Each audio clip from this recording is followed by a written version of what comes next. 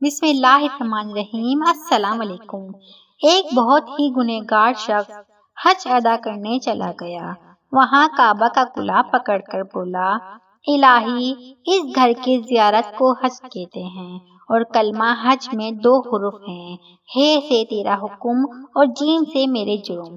مراد ہے تو اپنے حکم سے میرے جرم معاف فرما دے۔ آواز آئی، اے میرے بندے، تو نے کتنی عمدہ مناجات کی، پھر کہو۔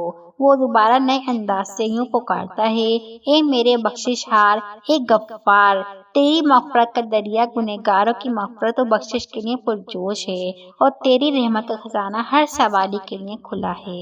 الہی، اس گھر کی زیارت کو حج کہتے ہیں اور حج 2 حروف پر مشتمل ہے اور جیم۔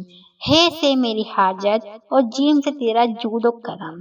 تو اپنے جود و کرم سے اس مسکین کی حاجت پوری فرما دے۔ آواز آئی، اے جوان مرد، تو نے کیا خوب حمد کی، پھر کہو۔ وہ پھر عرض کرنے لگا، اے خالق کائنات، تیری ذات ہر عیب و نقص اور کمزوری سے پاک ہے، تو نے اپنی عافیت کا پردہ مسلمانوں پر ڈال رکھا ہے۔ میری رب، اس گھر کی زیارت کو حج کہتے ہیں۔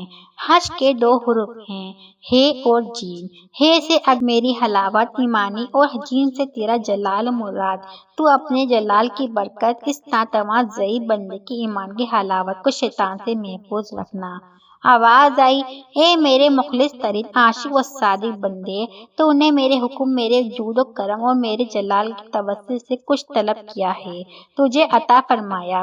ہمارا تو کام ہی مانگنے والے کا دامن بھر دینا ہے، مگر بات تو یہ ہے، کوئی مانگے تو صحیح، کسی کو مانگنے کا سلیقہ تو آتا ہو۔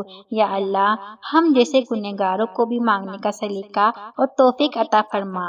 آمین۔ السلام علیکم۔